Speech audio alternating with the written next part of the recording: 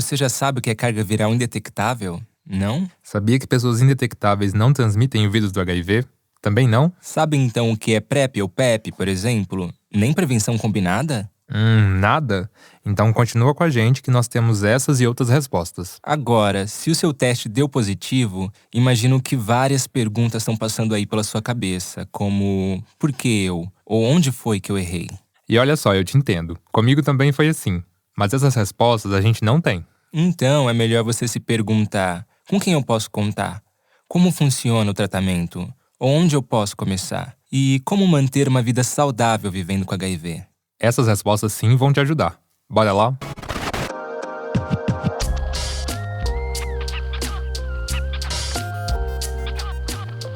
Oi gente, oi Emer, tudo bem? Fala Raul, estamos começando aqui mais um episódio. O Preto Positivo é um podcast original Spotify que faz parte do programa Spotify Sound Up Brasil 2020-21. Sai episódio novo aqui toda semana. E o nosso tema de hoje é Deu positivo e agora? Muita gente se desespera quando recebe esse resultado, e comigo não foi diferente. Mas, gente, calma. Nós não estamos mais lá nos anos 80, né? Hoje em dia, a estimativa de vida de pessoas com HIV em tratamento é praticamente a mesma que do restante dos brasileiros. Além disso, você não é o único, então você não está sozinho. De acordo com a ONU, a Organização das Nações Unidas, atualmente nós somamos cerca de 38 milhões de pessoas vivendo com HIV no mundo todo. Para você ter ideia, esse número equivale a quase toda a população do Canadá. Aqui no Brasil, nós somos aproximadamente 920 mil pessoas vivendo com HIV, o que daria para lotar quase 12 estádios do Maracanã. É muita gente. E geralmente acham que isso acontece só com quem não se cuida, né? Mas testar positivo por HIV é algo que pode acontecer com qualquer um. Até mesmo com quem já tem informações. Eu mesmo sabia de um monte de coisas e ainda assim aconteceu comigo. Eu peguei o meu diagnóstico quando eu decidi tomar PrEP, que é um tratamento para evitar o HIV. Porque eu já entendia que mesmo usando camisinha, acontecem situações de risco. Então eu estava justamente buscando mais um método de prevenção para ter relações mais seguras quando fui diagnosticado. Desde os meus 20 anos eu faço exame regularmente, e o que me motivou a fazer esse que testou positivo foi por não me sentir bem alguns dias antes e por ter uma secreção peniana em decorrência da sífilis. E, gente, mesmo em relações de longa data, é sempre importante fazer todos os exames para ISTs, que são as infecções sexualmente transmissíveis. Antes do diagnóstico, eu tive um relacionamento de longa data, e eu jamais desconfiaria do meu ex-parceiro. Me sentia seguro, inclusive por conta da nossa comunicação muito clara sobre todo tipo de assunto. Depois que rompemos, fiquei 6 meses sem me relacionar com ninguém, até o dia que recebi meu diagnóstico positivo, e tudo ficou muito confuso para mim. Sobre isso, acho importante a gente contextualizar que o problema nunca foi ele viver com HIV, né, Raul? Mas a questão é que ele não estava em tratamento e foi por isso que você contraiu o vírus. Exato, amigo. Em todo o meu tratamento, eu sempre utilizei o SUS mesmo, o Sistema Único de Saúde. E assim, não é em todo posto de saúde que vai ter o teste rápido para HIV. Às vezes você precisa procurar um CTA, um Centro de Testagem e Aconselhamento, ou outro posto especializado mais próximo de você, que nem sempre é perto, mas é público e é de graça. E não só os testes de HIV, mas também testes para outros ISTs, como a sífilis e hepatites. Todos são gratuitos pelo SUS. Eu tive que fazer 4 testes em 2 dias seguidos para pegar o meu diagnóstico, porque todos os meus testes estavam dando resultados inconclusivos. Isso geralmente acontece quando a infecção é recente, como foi o meu caso. E se já é ruim fazer um teste, imagina então fazer 4, né?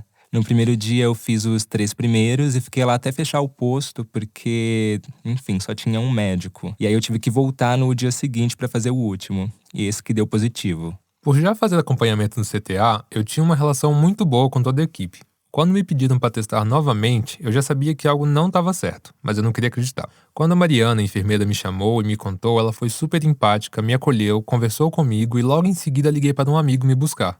Eu só passei pelo acolhimento no 3º dia, porque eu fui encaminhado para outra unidade de saúde especializada no tratamento de ISTs. E por ironia, quando eu cheguei lá, tinha uma rádio ligada na recepção e tava tocando aquela música da Fergie, Big Girls Don't Cry, que na tradução para o português significa Garotas Crescidas Não Choram. E foi o que eu fiz, eu não chorei.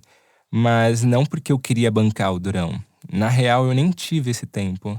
É que já tinha tanta coisa acontecendo na minha vida, eu tinha outros problemas. Eu tava sem emprego, com o aluguel atrasado, um monte de conta pra pagar, coisa pra resolver. Quem me dera o HIV fosse o único problema, mas não, era só mais um. O resultado foi um choque e a gente nunca espera, né? Como eu disse anteriormente, a Mariana me acolheu super bem, me instruiu sobre tudo o que aconteceria depois. Consultas, medicação, exames e profissionais que estariam à minha disposição caso eu precisasse, inclusive uma psicóloga. Eu também acho que ninguém tá preparado pra receber uma notícia dessas. Mas eu sou uma pessoa muito prática, então eu já fui logo perguntando: onde eu pego os remédios? E o médico ficou olhando pra mim sem acreditar na minha reação. Ele achava que eu não tinha entendido o que estava acontecendo. E a partir disso, ele ainda passou a me discriminar. Tanto que teve uma hora que ele disse: vocês acham tudo normal, né? E só tinha nós dois na sala. Então, vocês quem? Ou seja, ele passou a me ver não só como uma pessoa, mas como um grupo social. Ele passou a me julgar pela minha sexualidade. Em outro momento, ele me perguntou se eu costumava usar preservativos. Eu respondi que sim, e ele deu uma risadinha de canto. Tem mais. Como se não bastasse, ele ainda me disse que não acreditava que pessoas indetectáveis não transmitem, coisa que é cientificamente provada. Ou seja, eu fui atendido por um médico preconceituoso e negacionista. Ainda bem que eu fui encaminhado para outro posto e não precisei voltar mais lá, porque se eu tivesse que voltar, eu não voltaria. O chão meio que abriu quando eu recebi o diagnóstico e passou um filme pela minha cabeça. A primeira pessoa que eu pensei foi na minha mãe, por ter uma relação muito próxima com ela.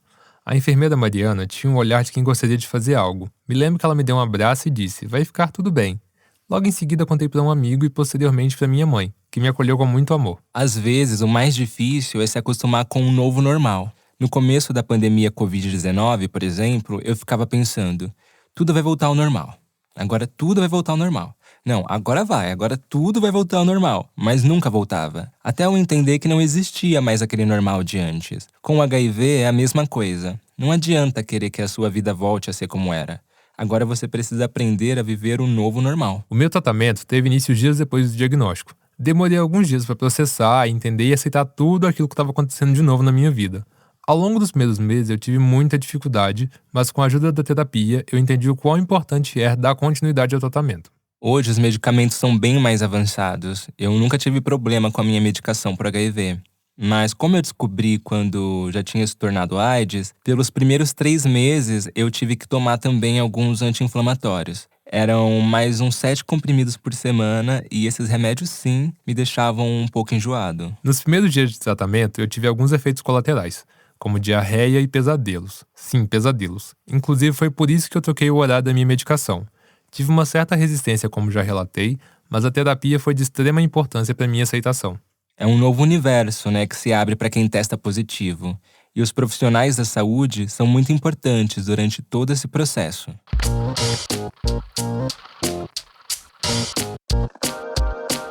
Uma das maiores polêmicas sobre HIV desde os anos 80 são os sintomas. Naquela época, muitas pessoas já identificavam que estavam infectadas por causa das reações no corpo. Mas isso é diferente para outras pessoas. Eu tive mais sintomas, o Emer teve menos, não existe uma regra. Eu, como já disse, quase não tive sintomas, né? Até apareceram uns caroços na minha nuca, mas eu nunca senti nenhum mal-estar. Então eu achava que era uma alergia, alguma coisa assim.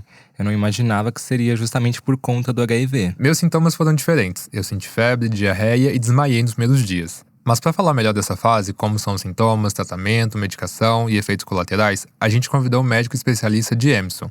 Jameson, obrigado por ter vindo, é uma honra te receber aqui. Muito obrigado pelo convite, meninos. É um prazer estar aqui com vocês, poder contribuir, né, com essa levada de informações, digamos assim, né, informação de qualidade, coisas que vocês fazem muito bem. E para me apresentar para todo mundo, eu sou Jameson, tenho 28 anos, sou médico infectologista, sou um acreano em São Paulo, perdido por aqui. Atualmente eu trabalho, né, no segmento de pessoas vivendo com HIV, em projetos de pesquisa que lidam também com prevenção, tratamento, diagnóstico de STs em geral, e faço um mestrado também em saúde coletiva que estuda esses temas, né? Estuda um pouco de epidemiologia de doenças transmissíveis e alguns impactos dos direitos humanos de uma forma geral nas medidas preventivas. E é uma honra estar com vocês aqui também hoje. A honra é toda nossa. Bom, para começar, você pode explicar um pouco pra gente como funciona essa questão dos sintomas? Alguns têm, outros não têm. Quais são os sintomas mais comuns, geralmente? Olha, isso é bem interessante da gente comentar, porque as pessoas acreditam que se elas estão infectadas pelo HIV, a grande maioria das vezes elas vão estar apresentando sintomas muito importantes, né? O que motivaria elas a buscar uma testagem, a, enfim, né? Saber, né, do seu diagnóstico. Mas a realidade não é bem essa, né? Existe toda uma história natural da doença que desde o momento da infecção até a manifestação de sintomas, você pode demorar muitos anos, 10, 15, 20 anos. Isso vai depender muito de diversos fatores, né? Da saúde prévia, como você tinha, do tipo de vírus que você foi infectado, da carga viral a qual você foi submetido. Então, tudo isso vai definir o tempo, né, de manifestação, de início de manifestação dos sintomas. Muitas pessoas podem ficar sem sintomas por muitos anos e terem nesse processo, né, sua imunidade sendo depelada, sendo diminuída, né? Afinal, quando a gente fala da infecção pelo HIV, a gente está falando de um vírus que utiliza, né, do sistema imune para se reproduzir. E nessa reprodução ele vai destruindo a sua imunidade somente com o passar do tempo, e isso não é igual para todo mundo, é que a pessoa vai poder apresentar ou não sintomas, né? E quando a gente fala de sintomas mais prevalentes, normalmente são perda de peso, que é um sintoma que a gente nota muito comum, febre, às vezes uma febre muito baixa no final da tarde, que muita gente acha que é um cansaço por conta, né, do dia a dia. Diarreia também é muito comum nas pessoas que descobrem um HIV numa infecção mais avançada. E existem outros adoecimentos que podem também estar ali juntos, né, como tuberculose, por exemplo, que é uma infecção bem comum nas pessoas que têm uma imunidade baixa.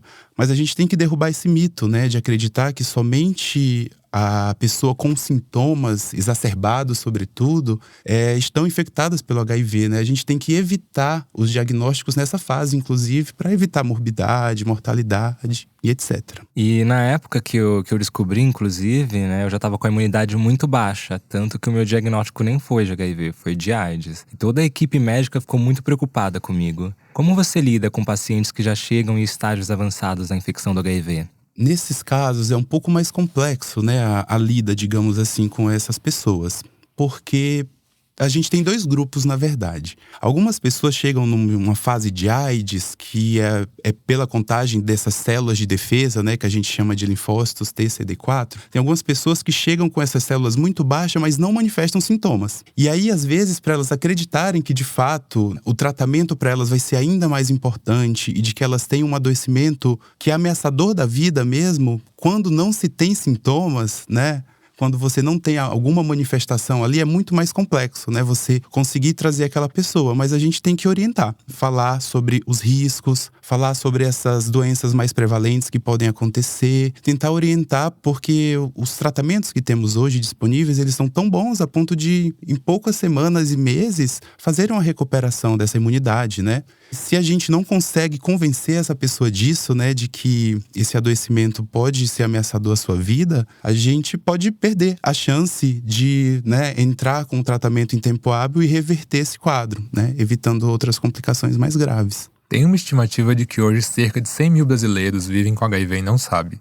Por isso a importância de se testar, não é, doutor? Exatamente. Se a gente for esperar ter alguma manifestação sintomática para se testar, como eu comentei anteriormente, pode ser que seja tarde. Então a gente tem que manter uma rotina de testagem, porque a gente, né, isso, na verdade, para as pessoas que têm uma rotina de exposições. Se você não tem exposições, né, se você não está sob o risco da infecção pelo HIV, você também não precisa manter essa rotina de testagem a cada 6 meses ou anual. Mas se você está, você precisa manter essa rotina de testagem para evitar as descobertas, né, da infecção pelo HIV já no estágio de AIDS.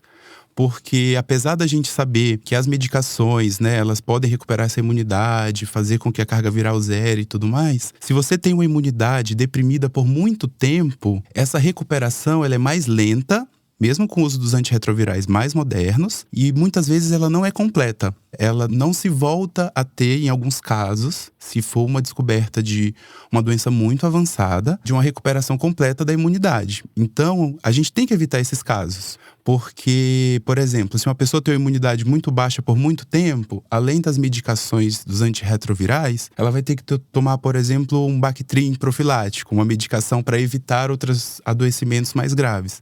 E aí, no lugar dela tomar 2 medicações, 2 comprimidos, ela já vai ter que tomar 3. Aí, às vezes, ela vai precisar fazer uma profilaxia para tuberculose, que é mais um comprimido.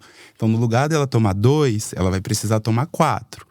Então, tudo isso, né, a gente poderia evitar se o HIV fosse descoberto num momento muito mais precoce, onde não tivesse esse déficit imunitário importante. Muitos ainda acreditam que a transmissão não acontece entre casais ou pessoas com relacionamentos longos, principalmente heterossexuais. Muitos acham que nem precisam se testar, até momentos que se deparam com o diagnóstico. Como lidar com esses pacientes? Realmente existe esse mito, né, assim, esse mito, na verdade, esse buraco é muito mais embaixo, né, que se perpassa ali pela questão da monogamia, aquela coisa, né, essa estrutura aí que está muito bem estabelecida para algumas pessoas. Mas, infelizmente, a gente nota muitas vezes mulheres cis, né, em relacionamentos heterossexuais, onde é aquela figura, infelizmente, muito bem reconhecida, né, da mulher que fica em casa, cuidando da casa, dos filhos, etc., enquanto o marido sai de casa para trabalhar, etc., etc.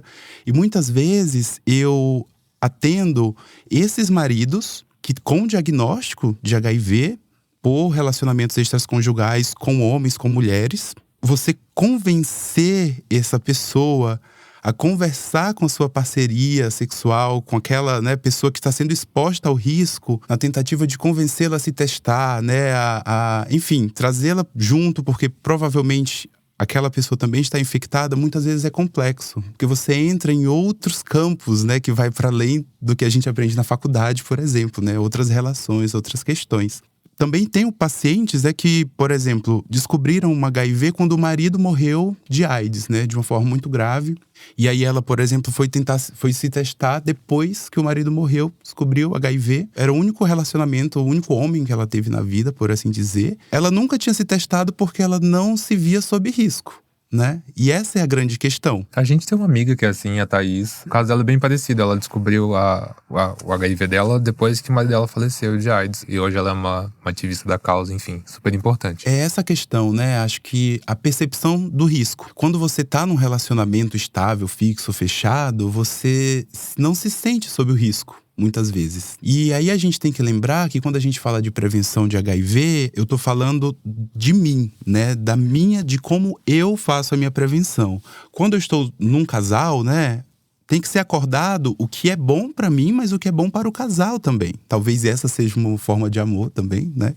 Mas é interessante porque mostra que as pessoas estão mudando um pouco a cabeça também, no sentido de se perceberem sob risco e, enfim, buscarem testagem e tratamento caso descubram, né, que vivem com HIV. Acho que é a questão, né, de se ver como indivíduo, né, como a sua individualidade, né, não… Exatamente. E agora, sendo um pouco mais didático, fala pra gente as formas de transmissão e como a carga viral aumenta ou não o risco da infecção. Perfeito, essa é uma dúvida muito recorrente, né? A gente sabe que a principal forma de transmissão do HIV é a via sexual. Existem outras formas de transmissão também, né? Como, por exemplo, a transmissão vertical, que a gente chama, né? Que é da pessoa que gesta para o concepto. Tem também através de hemotransfusão, mas a principal forma de transmissão continua sendo a via sexual. Só que dentro da via sexual, as formas de exposição não apresentam o mesmo risco, né, de transmissão do HIV. A forma que mais apresenta, com maior risco, né, de transmissão do HIV é quando você é passivo numa relação anal. Essa é a forma de maior risco de transmissão por questões histológicas, por questões anatômicas, né, por conta dessas formas, e não por um castigo divino, coisas do tipo, né, como algumas pessoas podem acreditar. Depois dessa, a segunda forma com maior risco é quando você é ativo numa relação anal. Você pode ser um homem cis, uma mulher cis, um homem trans. Relação anal, gente, anos é anos, né? E independe. Então, não é porque você é gay que você tá sob maior risco. Eu não sei se a pessoa, aquele gay, mantém relações sexuais pelo ânus, por exemplo. Às vezes a pessoa, né, nem transa. E aí você acha que porque é gay já está sob risco, né? Então a gente precisa também desmistificar um pouco isso. E depois dessas duas formas de maior risco, a gente tem a relação vaginal, né, receptiva, quando você recebe um pênis na sua vagina, né? Depois dessa nós temos quando você insere um pênis na vagina, que é quando é a relação vaginal insertiva, e depois a oral, independente da forma. A menor ainda é a relação anal-oral, né? O famoso beijo grego é o menor risco que tem de transmissão. Então, a prevenção, ela também passa por essas informações, né? De você saber que prática sexual eu estou tendo e qual é o meu risco, né, nessa prática sexual. Entender que elas são diferentes. Às vezes eu recebi diversas pessoas procurando fazer profilaxia após exposição a HIV, após uma relação sexual oral, né, depois de chupar o pau de alguém, e a pessoa não teve contato com sêmen, com nenhuma outra coisa, mas estava extremamente desesperada para fazer. E assim, quando você conversa e orienta sobre o risco, a pessoa já sai mais tranquila, né? É claro que se for uma grande questão para aquela pessoa, a profilaxia pós-exposição pode ser prescrita nesse caso, mesmo não tendo contato com sêmen. Mas entender esse risco, acho que é mais importante ainda do que fazer a profilaxia pós-exposição, né? Porque isso também desconstrói algumas coisas, né? Tira um pouco de culpa, medo que as pessoas têm. Infelizmente, essa culpa e esse medo, muitas vezes, afastam da testagem, afastam dos serviços de saúde, afastam dos segmentos, né? De uma forma geral. Infelizmente, muitos profissionais da saúde ainda não sabem atender pessoas que vivem com HIV. Até mesmo pela falta de informações do próprio profissional, o que acaba gerando um certo despreparo técnico, né? O que dizer dessa questão? O que pensar dessa questão? Na realidade, infelizmente, existe um despreparo mesmo de muitos profissionais para lidar com pessoas vivendo com HIV, né? Por exemplo, se alguém vivendo com HIV chega num pronto-socorro, com a dor de cabeça, mas cita para o médico que vive com HIV, muitas vezes ele já fala, não é comigo. Você vai ter que ir no seu infectologista. Será que é alguma coisa? Será que é AIDS, né? Que será que está acontecendo? E muitas vezes, né, na grande maioria das vezes, a pessoa que vive com HIV que vai no pronto-socorro tem a queixa igual da população em geral. É só uma dor de cabeça, é só um quadro viral, X, enfim. Só que o fato, né, dessa pessoa viver com HIV gera insegurança e medo no profissional de saúde. Isso é ruim porque mostra que existe um certo preconceito, né, de alguma forma, mas existe também uma falha técnica, né, de formação, em alguns casos. Onde você não entende o todo, né, você vê aquela pessoa como um vírus, né, como um déficit de CD4, na verdade, né, um déficit de imunidade, já que tudo provavelmente está relacionado àquilo para aquele profissional. Então a gente precisa conversar cada vez mais sobre esses temas com os profissionais da saúde em geral, não só com pessoas que trabalham com HIV, porque eu acredito que entre as pessoas que já trabalham com HIV/AIDS, esse tema já está meio que superado, né? Claro que existem algumas questões, muitas vezes culturais e, enfim, que lançam barreiras às pessoas que vivem com HIV a acesso ao sistema de uma forma geral. Mas eu acredito que é bem menor do que nos profissionais da saúde em geral, né? Mas é algo que precisa ser debatido, precisa ser lembrado, né? Precisa ser trazido desde a academia, desde a faculdade, nas residências, nas formações pós, porque é um assunto necessário e relevante. Essas experiências ruins, sem sombra de dúvida, intensificam muito o trauma de testar positivo. Existe algum treinamento específico que vocês recebem para lidar com esse tipo de situação? Seria ótimo se existisse. Ele já respondeu a pergunta com uma frase, gente. Porque não existe uma receita de bolo, né? A minha formação para lidar com HIV, ela vem para além da faculdade também, né? Ela não vem só da formação técnica.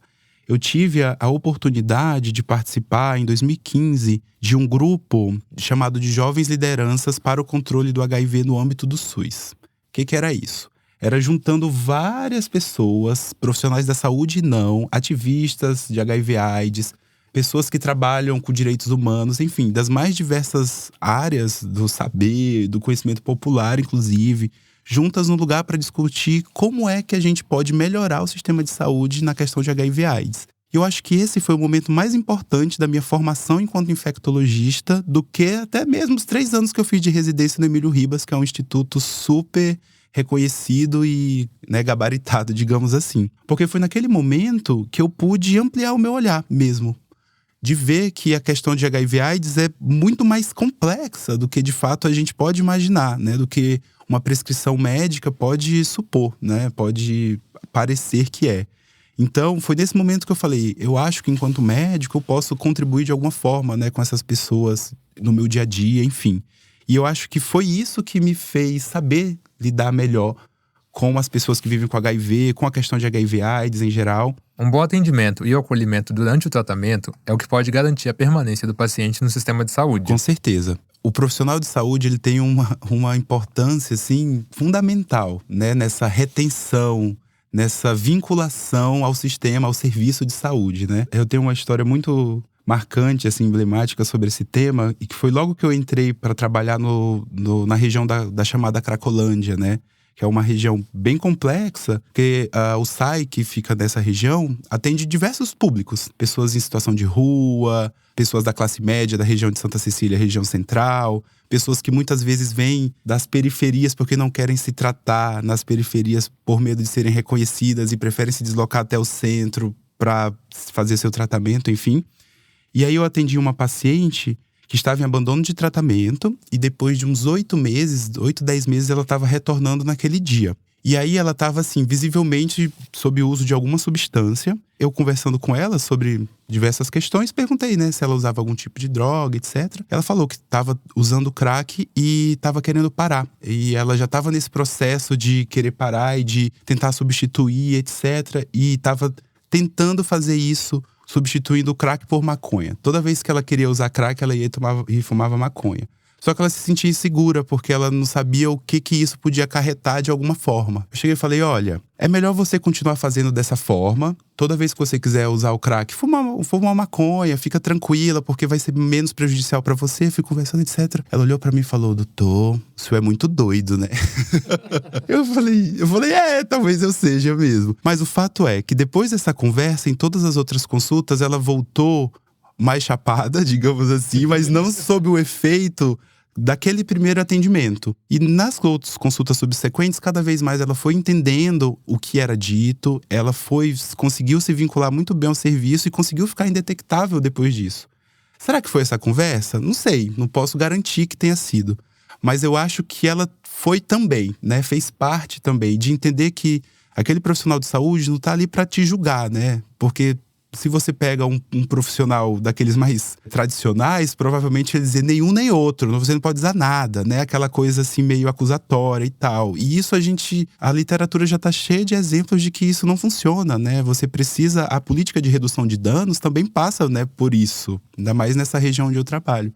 Então mostra que a forma como a gente acolhe pode ser primordial e definitiva, assim, nos rumos, né, dessas pessoas. De fato, né? Mas às vezes um mau atendimento não acontece por falta de informações ou despreparo do profissional. Alguns profissionais quebram mesmo a conduta e propagam informações ou até mesmo impressões pessoais muito preconceituosas.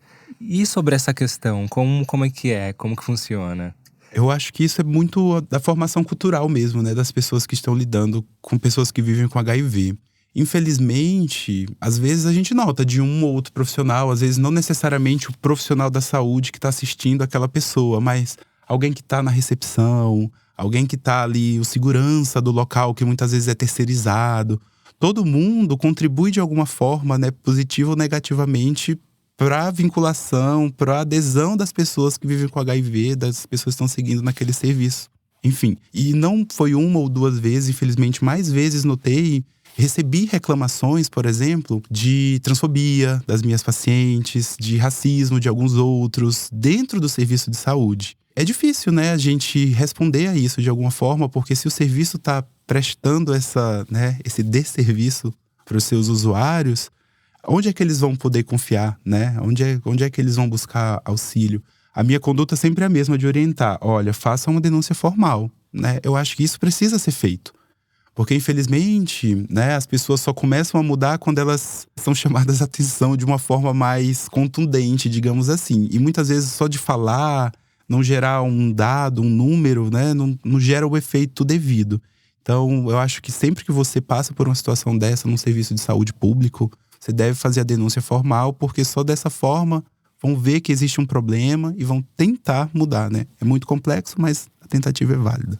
E como que é essa denúncia formal? Você escreve, você fala com Isso, alguém? você abre uma ouvidoria. Todo serviço público de saúde tem um local para você fazer uma ouvidoria, que é uma queixa. Ou um elogio também, né, gente? Vamos falar a verdade? Porque às vezes a gente, profissional da saúde, merece um elogio também.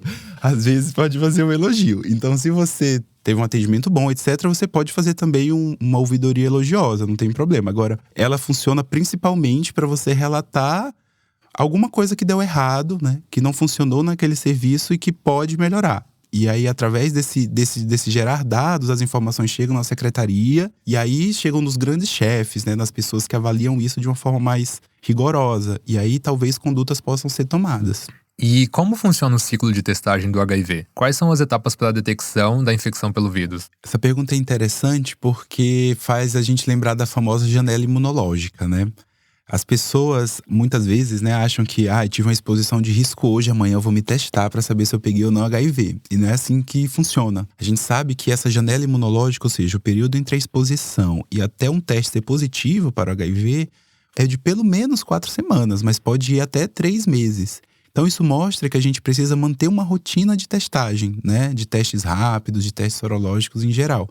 Porque sempre, né, se a gente tem algumas exposições repetidas, a gente sempre vai estar numa janela imunológica.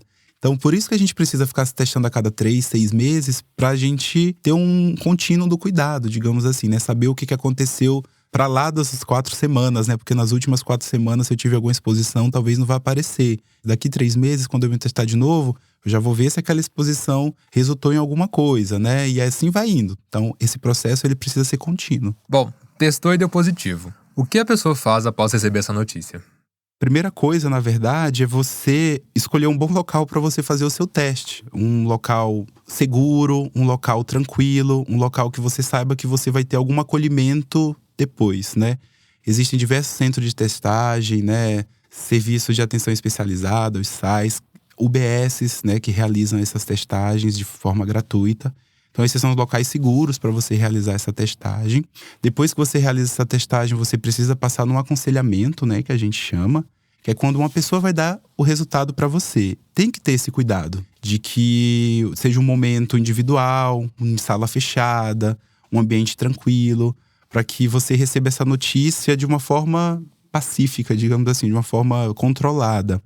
Depois que você recebe esse diagnóstico, em alguns serviços, você já pode receber no primeiro dia, naquele momento, o tratamento antirretroviral. As medicações, né? O antigo coquetel, tão falado, né? Existe uma teoria, né? Uma linha que mostra que se você faz esse tratamento no mesmo dia, você tem melhores desfechos, né? Você tem melhores efeitos a longo prazo, que as pessoas têm melhor imunidade, têm carga viral mais baixa no decorrer do tempo. Então, você já pode começar a terapia antirretroviral naquele dia. Então você, obrigatoriamente, né, a lei diz que você em até 30 dias tem de passar numa consulta com o infectologista, que é a pessoa que está apta a prescrever essa terapia antirretroviral. Então depois que você testa positivo, você precisa ser encaminhado a um serviço que faça esse acompanhamento, esse segmento. Aqui em São Paulo, nos SAIs, né, existe um projeto de pesquisa que faz com que em até 2 semanas, no máximo, e na grande maioria das vezes em até 10 dias, após o diagnóstico, a pessoa já passe em uma consulta com o infectologista, já receba suas medicações, já colete seus exames necessários para o segmento, já se tenha atrelada a algum serviço.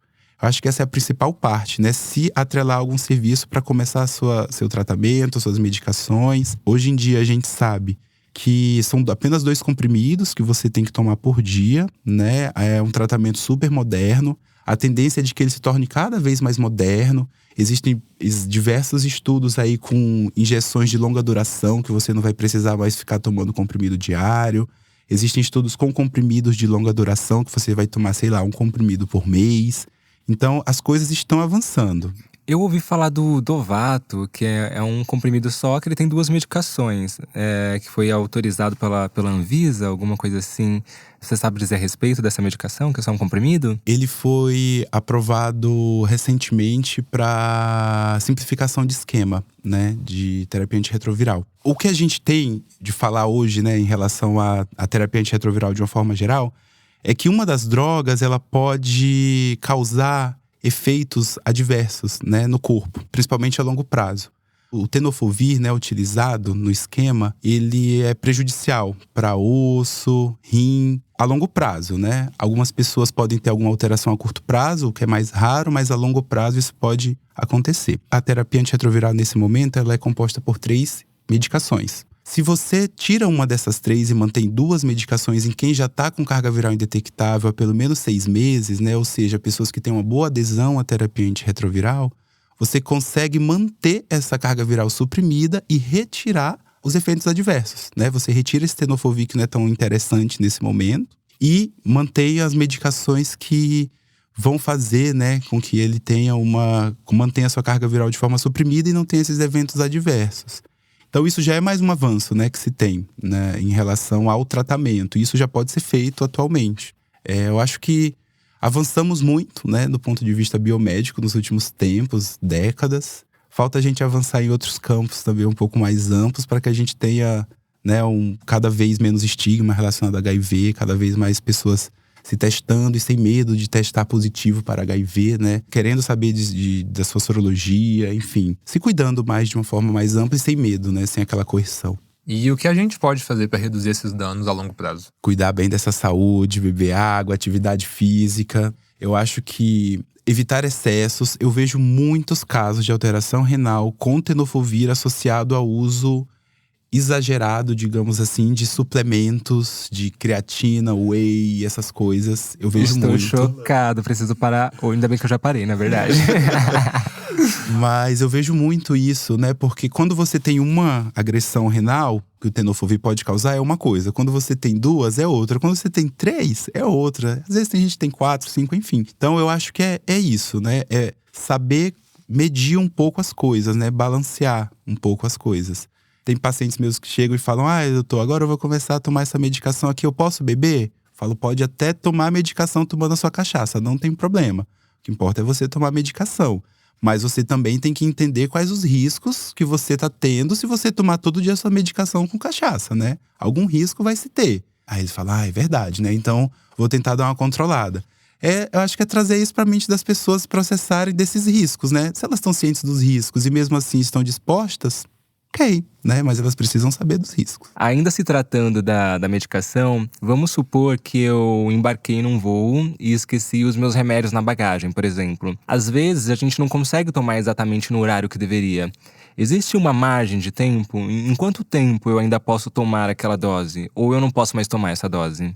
Ótima pergunta, porque a gente nota que quando as pessoas, né, que vivem com HIV descobrem seu diagnóstico e começam a fazer uso da terapia antirretroviral, elas ficam até um pouco, às vezes, bitoladas, se essa palavra pode ser usada, mas para tomar todos os dias na mesma hora, tipo 10h48. Se passou 10h49, ela já fica louca, ela já acha que não vai ter mais efeito, porque realmente, né, existe aquela coisa assim de eu quero ficar bem, eu quero seguir o que foi instruído, né? Eu quero trazer o melhor efeito dessa medicação. Mas a gente sabe que existem margens de erro ali, né? De margem de funcionamento da droga, de exposição da droga, de concentração da droga no sangue. Então, se você esqueceu de tomar sua medicação, não criemos pânico, né? Toma no momento que você lembrou e a próxima tomada você toma no horário que você deveria tomar. Se você, por exemplo, tomava de manhã, esqueceu e lembrou só à noite, você não vai deixar para tomar só na manhã do outro dia. Você vai ficar muito tempo sem droga no corpo, né? Isso pode ser um risco para você. Então, o ideal é que você tome a medicação na hora que você lembra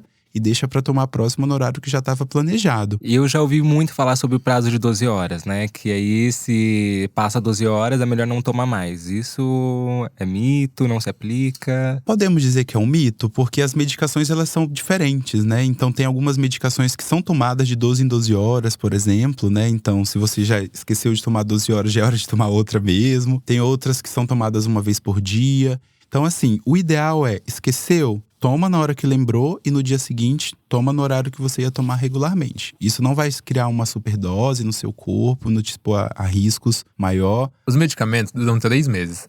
Depois disso, é necessário retornar ao posto com a receita para renovar a medicação. Agora, se eu quiser fazer o intercâmbio e ficar fora do país por mais de 3 meses, o que eu tenho que fazer antes? Você precisa se organizar, hein, nesse caso. Porque o que acontece? Para você pegar uma liberação maior de antirretroviral, né, o período máximo nesse momento é de 3 meses, você precisa comprovar que vai ter uma viagem longa. Essa liberação, que seria de 3 meses, ela será de no máximo 6 meses. Então você leva, por exemplo, seu passaporte e passagem de avião que você está indo para esse local, e você consegue na farmácia de onde você está seguindo fazer essa solicitação de um tempo aumentado, né, de dispensa por um tempo maior. Mas isso precisa ser organizado, né, porque às vezes, né, acontece alguma coisa da farmácia, enfim, ter alguma coisa burocrática a mais e, né, analisar, etc.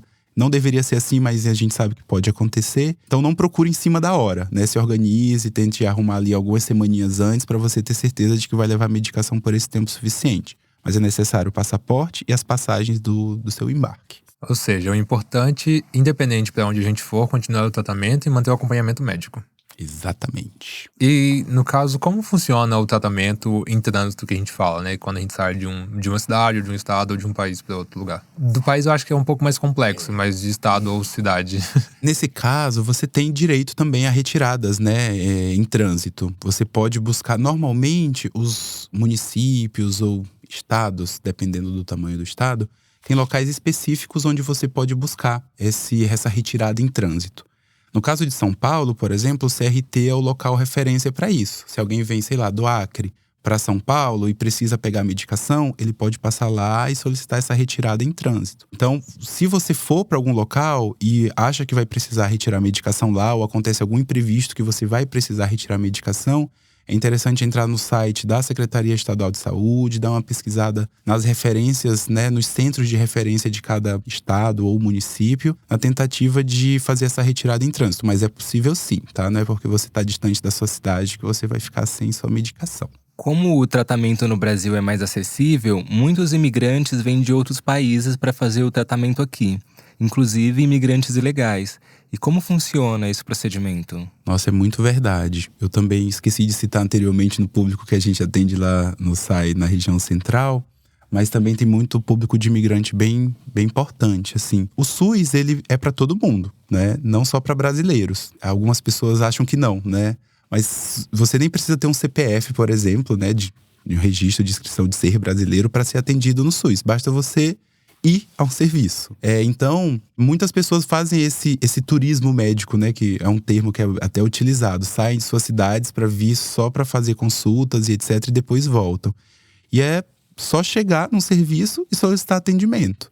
Não tem muita barreira. É uma possibilidade e, normalmente, as barreiras são outras, na verdade, né? As barreiras, às vezes, são de língua, de cultura e etc. Mas a barreira para conseguir o atendimento, ela não é grande, digamos assim, né? É só ser solicitado. E dentro dos presídios, a taxa de transmissão do HIV é 60 vezes maior. E a chance de alguém desenvolver AIDS chega a 138 vezes mais do que o restante da população.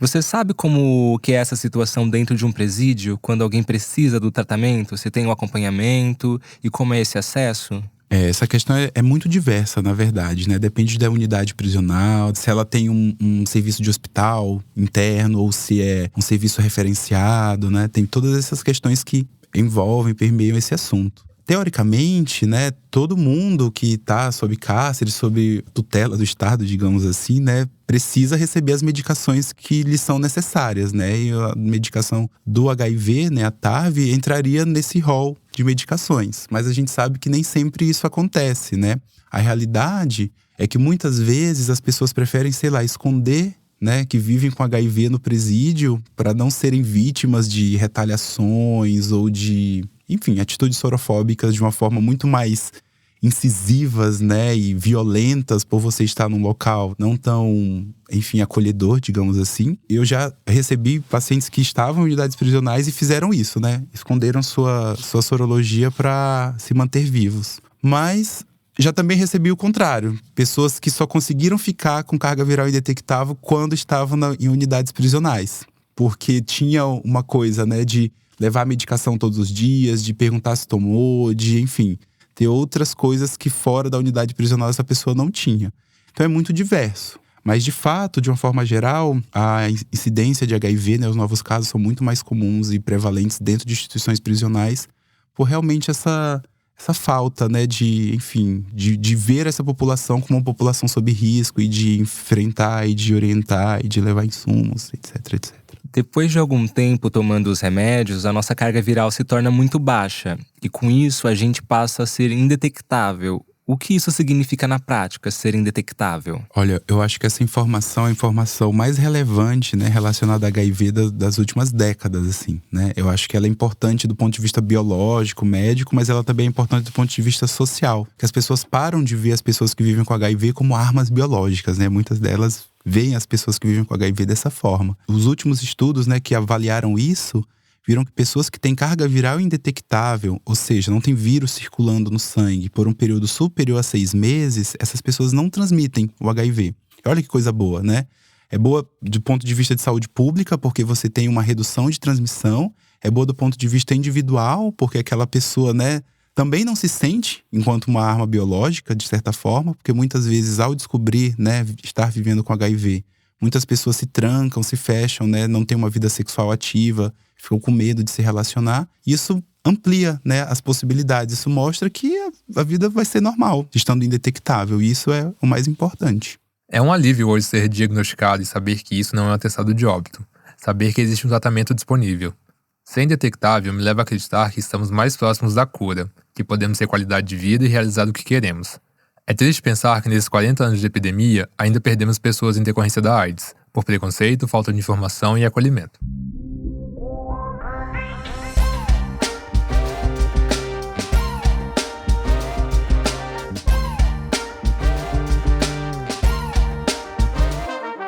Olá, olha eu aqui de novo. Bom, quem ouviu o episódio anterior já me conhece. Eu sou o HIV. Com esse papo todo sobre medicação e formas de me tratar, eu também tenho umas coisinhas pra dizer. Muitos de vocês não sabem, eu acho, né? Mas eu sou um retrovírus. Ou seja, todos esses medicamentos que foram desenvolvidos para o meu tratamento são chamados de antirretrovirais. Mas afinal, o que é um retrovírus? Bom, alguns vírus são feitos com DNA.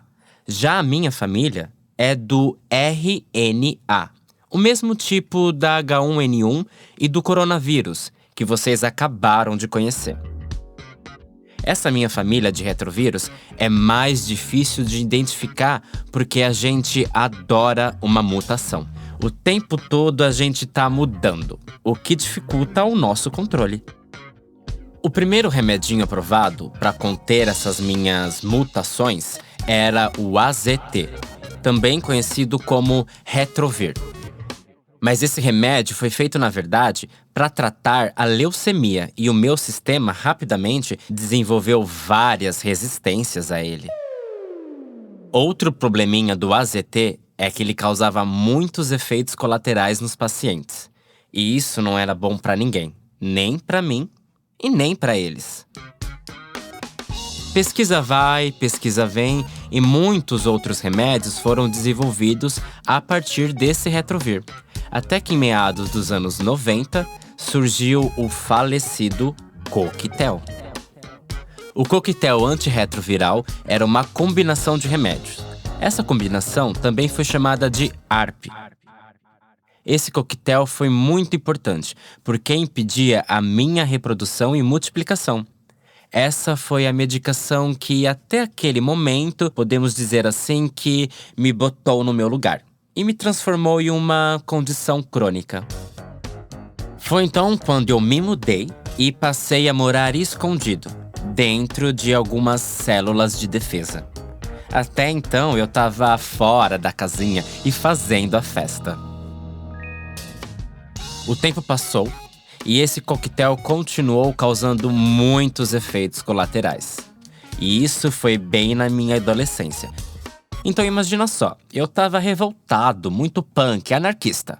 Eram náuseas, diarreias, sem contar que tinha uma quantidade muito grande de pílulas para se tomar tudo em um dia só, de 20 a 30, e muitas delas em jejum. Mas os cientistas, rapidamente, a partir das pesquisas com ARP, conseguiram, já em 1997, uma nova medicação, chamada Combivir. Essa eram apenas 2 pílulas bem mais fáceis de tomar. E hoje, gente, existem dezenas de diferentes medicações para o meu tratamento.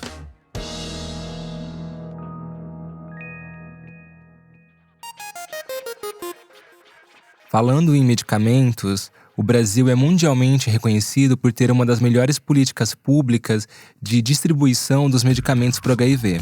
Isso começou lá em 1988, mas a distribuição mesmo só se tornou lei em 1996. Era uma lei de autoria do José Sarney, mas que foi sancionada pelo presidente da época, o Fernando Henrique Cardoso. Essa lei de número 9.313 tornava obrigatória a distribuição gratuita dos remédios pelo sistema público de saúde. Porém, somente as pessoas que tivessem desenvolvido a AIDS, ou seja, apenas quando se tornava doença. E no governo Lula também tivemos grandes avanços. Em 2007, o presidente quebrou a patente do remédio Efavirenz, o que fez o preço cair. Foi assim que o país passou a economizar 30 milhões de reais por ano com a produção nacional. Até aí, apenas 75 mil pessoas tinham acesso ao tratamento aqui no Brasil. Hoje, esse número pulou para cerca de 700 mil, quase 10 vezes mais. Então a gente vê como tornou mais democrático. E foi em 2013, lá no governo Dilma, que o SUS passou a oferecer o tratamento completo a partir do momento em que o paciente é identificado com HIV. Por isso, hoje em dia, independente da gravidade do caso, todos temos direito ao tratamento gratuito. Um pouco mais recente, a partir de 2019, a Fiocruz, Instituto Brasileiro de Pesquisa Científica, passou a fabricar a nossa própria versão genérica do medicamento Duplivir, que são os que eu tomo atualmente. Com essa produção nacional, os medicamentos se tornaram ainda mais baratos para o bolso do governo federal.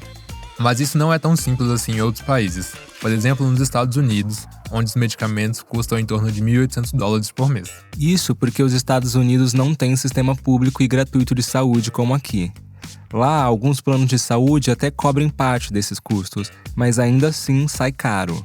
Bom, até agora a gente só falou dos antirretrovirais. Esses remédios são para tratar o HIV depois da infecção, mas é melhor prevenir do que remediar. Hoje em dia, a infecção do HIV também pode ser evitada a partir de 2 outras medicações, a PEP e a PrEP. PEP é a abreviação de profilaxia pós-exposição ao HIV, que você toma após ter contato com o vírus e pode ter sido infectado. Eu brinco dizendo que a PEP é a pílula dos 28 dias seguintes.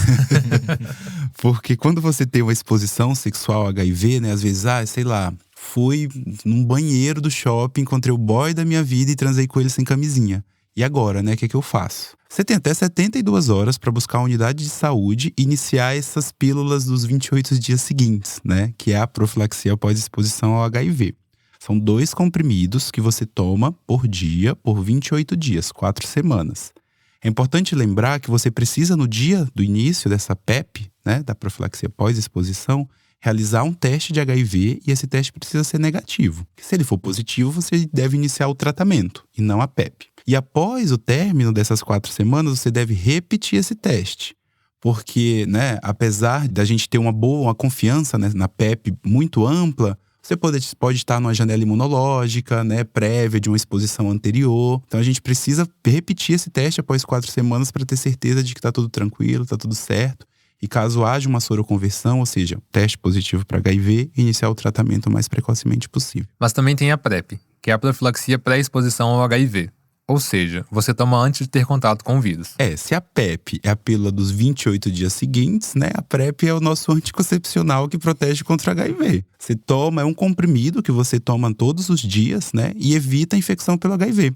Inclusive em relações sem preservativo, né, isso é importante de ser dito. Importante a gente, né, também fazer referência à prevenção combinada, né. Quando a gente fala de PrEP, que as pessoas vão tomar PrEP para evitar HIV, já vem alguém falar, mas aí vai todo mundo transar sem preservativo, a sífilis vai aumentar, a clamídia vai aumentar, não. Ok, mas quando a gente fala de PrEP, a gente não tá falando que você vai usar somente PrEP e vai se esquecer das outras tecnologias preventivas que compõem a prevenção combinada, né? É um leque de opções que você tem, desde a testagem rotineira, vacinação, tratamento de hepatites virais, as pessoas que já estão tratando HIV para evitar a transmissão vertical, enfim. São várias tecnologias que a gente pode lançar a mão e combinar para evitar o HIV, né? A gente sabe que uma só forma de prevenção isolada, ela não é capaz, né, de suprir, de dar conta de todas as possibilidades. Então Então, se a gente combina mais de uma metodologia preventiva, né, tecnologia preventiva, melhor dizendo, a gente tem melhores efeitos, melhor desfecho e melhor prevenção. E antes de terminar o episódio, eu tenho uma última questão. É que a gente costuma falar sobre HIV de uma ótica muito falocêntrica, né? Geralmente a gente só fala em relações com penetração, né? Relações com pênis. Mas como é a transmissão entre pessoas com vagina, entre mulheres lésbicas, por exemplo, ou homens trans? Esse risco, ele existe, ele não é um risco alto, como a gente comentou anteriormente, né, nos diferentes riscos para as diferentes formas de relações sexuais, mas ele existe, né? Muitos profissionais acham que esse risco é inexistente e não pedem, né, testes de HIV para lésbicas, por exemplo, né, porque acham que esse risco é zero. E não é verdade. Existem relatos, né, de transmissão de HIV, por exemplo, por compartilhar brinquedos sexuais, por exemplo, que não foram adequadamente higienizados, foram compartilhados no mesmo ato, né? Isso é uma forma, né, uma via de transmissão do HIV e precisa ser lembrado também, né? Então todas as pessoas que têm alguma relação sexual estão sob risco, né? Algumas sob um risco maior, algumas sob um risco menor. Mas todas precisam ser testadas, avaliadas e estarem cientes dessa possibilidade de risco. Foi bom abrir esse tema agora no finalzinho, porque no próximo episódio a gente vai conversar um pouco mais sobre outros tipos de transmissão, como a transmissão vertical, que é quando uma pessoa nasce com o vírus do HIV. Bom, a gente tá chegando aqui no finalzinho, Jameson, e a gente só agradece, né, pela sua participação, por aceitar estar aqui com a gente. Você é o nosso primeiro, né, o nosso primeiro entrevistado. Temporada começando agora e a gente tá muito feliz porque esclareceu muitas dúvidas. Eu acho que os nossos ouvintes agora… O escureceu, né? A gente tá no período positivo, caramba. Então é isso. E eu fico muito lisonjeado porque eu comecei meu acompanhamento com o James agora há pouco também, retomando. E eu tô muito feliz, então é um prazer. Muito obrigado por ter aceitado o nosso convite. Que é isso, eu que agradeço o convite. E você tem redes sociais pra galera te acompanhar, te seguir? Tem o Instagram, compartilho algumas coisas, né, sobre infectologia nesse Instagram, @JamesonDyMisonP. Acho importante, né, manter essa via aberta, né, de informação de qualidade, assim como vocês fazem, né? Não me dedico a fazer dancinhas e… A gente também não. E criar conteúdo. Que bom, né? Que bom, senão eu já ia pedir pra cancelar a participação. Não, calma, senta, não vai embora. Mas não me dedico a produzir conteúdos próprios, mas compartilho de pessoas que fazem isso e que eu confio, né? E que eu acho que fazem um trabalho interessante e importante, né? De levar informação de qualidade para as pessoas. Bom, gente, então é isso. Aproveitem e sigam também o Preto Positivo no Instagram e o nosso perfil aqui no Spotify. A gente tá lá com o @Preto Positivo. E lembrando que o Preto Positivo é um podcast que faz parte do programa Spotify Sound Up Brasil 2020-21. A gente se vê na semana que vem. Tchau, tchau. Apresentadores: Emer Conatos e Raul Nunes. Roteiro: Emer Conatos. Assistente de roteiro: André Emídio. Produtor executivo: Raul Nunes. Assistente executivo: João Moraes. Trilha: Dinho Groove. Engenheiro de som: Benê. Som designer: Nicolas Rabnovich. Direção criativa: Emer Conatos e Raul Nunes. Produtora: Ampere.